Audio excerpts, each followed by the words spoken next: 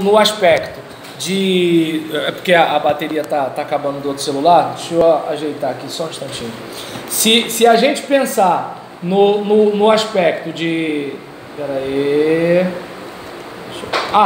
lembrei, botar a garrafa para apoiar. E aí, se em relação a isso, a gente pensar onde está a unidade do povo e não necessariamente de uma, duas ou três pessoas apenas. É essa a questão que eu estou falando aqui, por exemplo. Não é uma coisa típica nossa de agirmos juntos, como eu estou falando aqui do movimento LGBT. Entende? É aquele caso assim. Claro que os LGBTs, eles não são 100% unidos, né? Assim, uma coisa é o LGBT de esquerda e o LGBT de direita, a gente sabe disso. Mas ainda assim, existem causas que eles são comuns. E tem diferença. Tem. Por exemplo, o vereador Fernando Holliday de São Paulo levou um tiro no seu gabinete, foi constatado que era bala, ele foi ameaçado e quase ninguém sabe disso. O Jean Willis foi ameaçado pelo mesmo cara que ameaçou o Olavo de Carvalho, que ameaçou, teve um outro aí agora que eu não estou lembrando, ameaçou uma outra pessoa, ameaçou umas 3 pessoas ou 4 pessoas por aí, mais ou menos. E o Jean Willis se considera exilado político porque ele é perseguido pela direita. Então, e todo mundo olhou para isso. O outro não, o outro levou uma bala no gabinete. Ninguém sabe. Se bobear, tem gente que nem sabe quem é o Fernando Holliday. E o Fernando Holliday, além de gay, é negro. Cadê o... Não tem. Entendeu? Então, há uma diferença nesse aspecto, sim. E aí, não devia, né? Não devia pela bandeira que se defende. Né? Como, por exemplo, vamos defender o empoderamento da mulher. Eu não vi a mesma preocupação com a morte da juíza Patrícia Scioli, como eu vi com Marielle. E que assim, até parou agora um pouco esse negócio, né? Mas tava uma febre, quem matou, ninguém mais pergunta. Mas o que acontece? Então tá bom. Aí diante desse caso, por exemplo, Marielle foi morta por miliciano. Tá, Patrícia Scioli também. E aí, era mulher também. Mas cadê? A gente não viu. Então essa diferença acontece. Mas ainda assim, são mais unidos ainda do que os evangélicos. Por exemplo, você não vê um bandista no Facebook malhando um bandista. Você não vê gente do candomblé malhando gente do candomblé. Você não vê. Pode até ter, mas não é comum. Agora, evangélico, você vê gente malhando gente da própria igreja. Se fosse da própria denominação, ou do próprio protestantismo, ou do cristianismo, eu até entenderia. Agora, da própria igreja, gente que visita a gente, que dá bolsa de compra pra gente, né? Gente cujo dízimo paga a água gelada que a gente bebe, sabe? E a gente consegue tratar essa gente desse jeito. Eu acho complicado, né? Assim, nem todo mundo na nossa igreja faz bem a gente, mas é a nossa família. Então, essa questão da unidade que é meio esquisito. E aí, né? 8h12, vai se preparando aí, Vinícius. Está na hora do café. E aí, em relação a esse caso, a gente fecha, né? Não, tem que... Pô, que isso, né? Tem que pensar.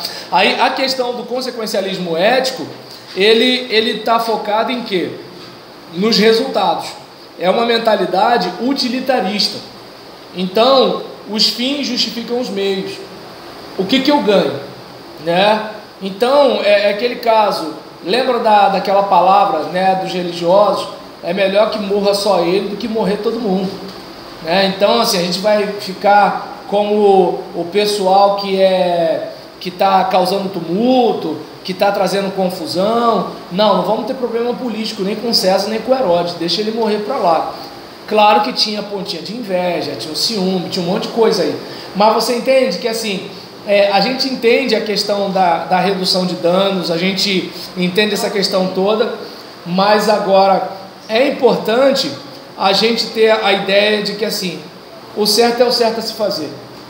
E eu pelo menos aprendo com o Jesus que eu sirvo o seguinte: eu vim não para cumprir a minha vontade, mas para fazer a vontade do meu Pai. Ah, você vai perder o emprego, que eu perca. Vai perder a namorada, que eu perca. Vai perder a reputação, que eu perca. Os meus irmãos no primeiro século perderam a vida. Os meus irmãos no Oriente perdem a vida. O que é perder? O status.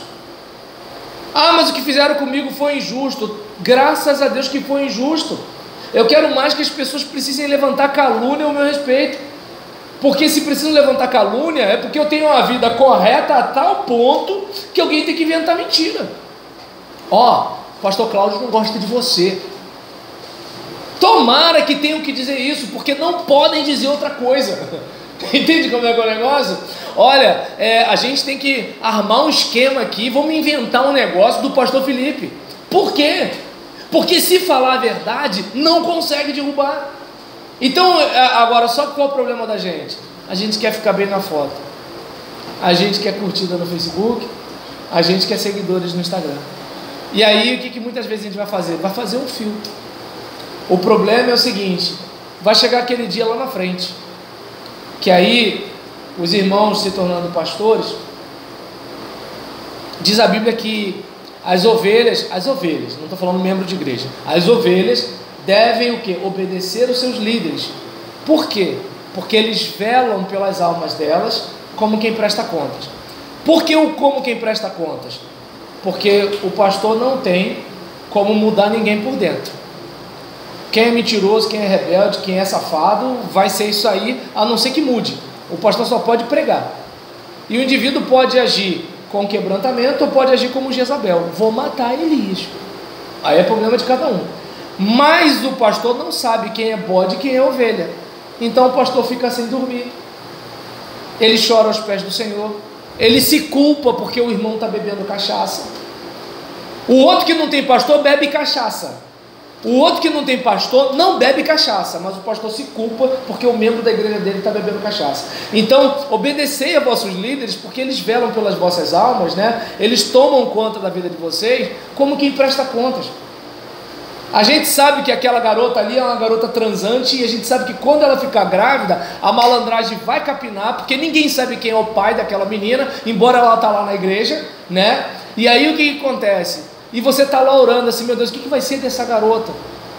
Obedecei os vossos pastores, né? Aquele marido que maltrata a mulher, e assim, a mulher já procurou o pastor no gabinete, dizendo que você está pensando em largar esse marido, e está sendo assediada por um chefe no trabalho, que é muito legal com ela. E aí, como é que fica esse cara? Então, obedecei a vossos pastores, que velam pelas vossas almas, como quem tem que prestar contas, para que façam com alegria e não gemendo. E aí o que acontece? Um dia Deus vai chegar e vai chamar a gente para conversar.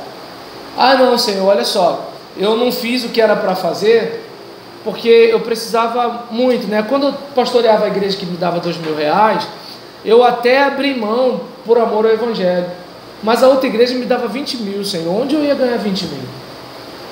Eu sei que o Senhor entende, né?